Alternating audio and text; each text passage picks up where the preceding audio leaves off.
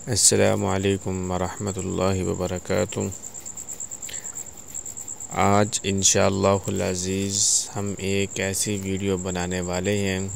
इस वीडियो में आपको एक ऐसा वजीफ़ा और एक ऐसा अमल बताया जाएगा जिसको आप करेंगे तो इंशाअल्लाह सुम्मा इंशाअल्लाह अल्लाह के फ़ज़ल व करम से आपके रिज़्क़ के जो दरवाज़े हैं वो खुल जाएंगे।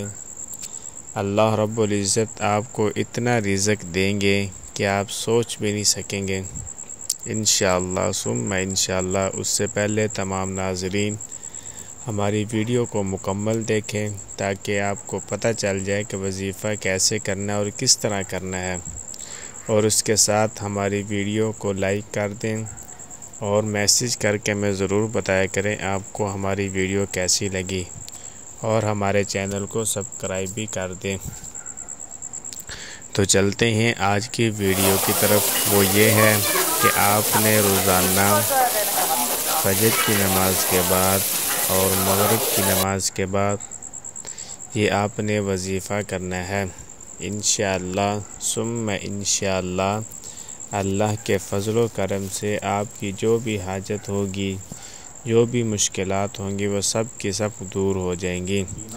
ख़ुसूस बिलख़ुसूस रिज़्क़ के मामले में जो लोग परेशान हैं, ये उनके लिए बहुत ही मुजर्रब वजीफ़ा है।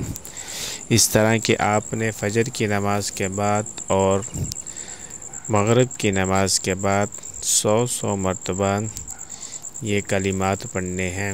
या रज़्ज़ाक़ु या फ़त्ताह, या रज़्ज़ाक़ु या फ़त्ताह। ये आपने 100 मरतबा पढ़ना है और चलते फिरते उठते बैठते भी इसका विर्द करते रहें तो इंशाअल्लाह सुम्मा इंशाअल्लाह अल्लाह के फ़ज़ल व करम से अल्लाह रब्बुल इज़्ज़त आपको इतना रिज़्क़ देंगे कि आप सोच भी नहीं सकेंगे इंशाअल्लाह सुम्मा इंशाअल्लाह।